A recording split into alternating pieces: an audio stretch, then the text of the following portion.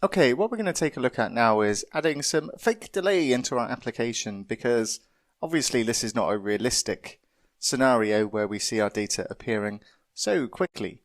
So what we'll do, we'll head back to VS Code, and inside our agent.ts file, what we'll do is we'll just create a method at the top here to add some sleep to our application, and we'll call it sleep. So we'll say const sleep.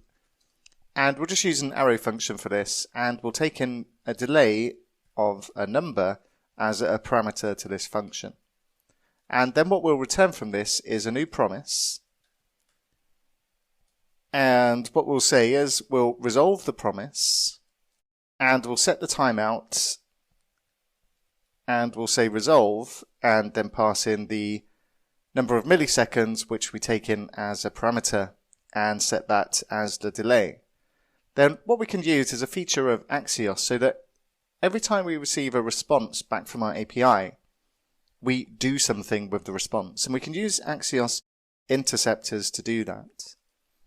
So just below the defaults here, I'm going to say Axios.interceptors, and then we can say response, because we want to do something when we're getting a response back from the API.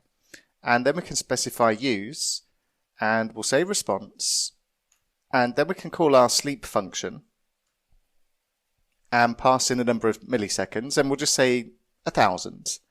And because we're getting a promise back from this, we can then say len, and inside this we'll just add an empty function and say return response.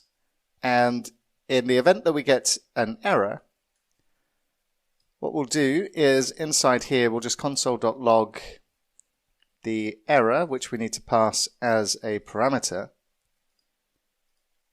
and we'll add that inside there, and then we can return a promise.reject and pass in the error. And we're getting an error here saying that the type of void is not assignable to type Axios response, which means we also need to return from this as well.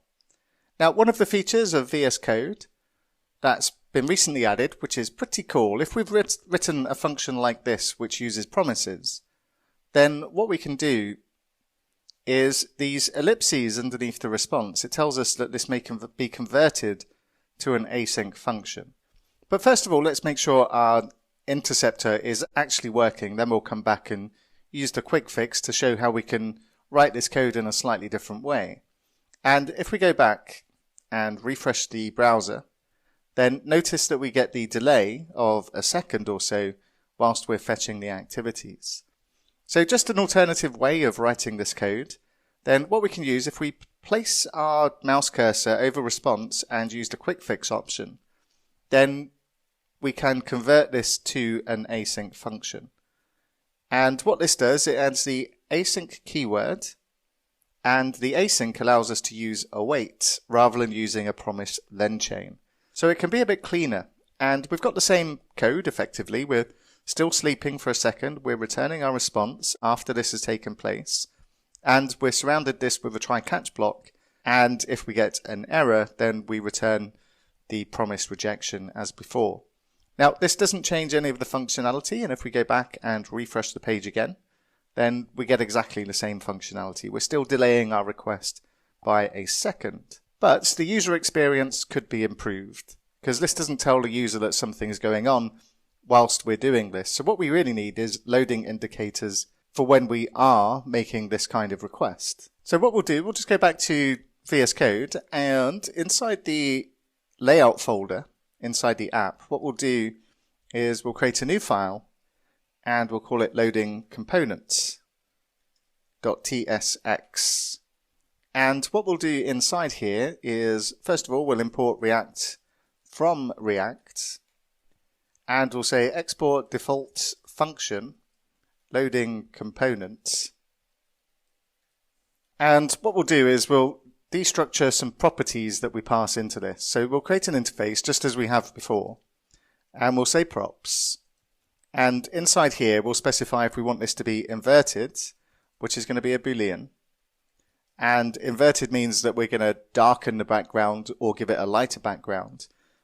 as when we add a loading component, it's going to take over the full screen of what we're doing here. And we'll specify the content as a type of string so we can give it some loading text as well.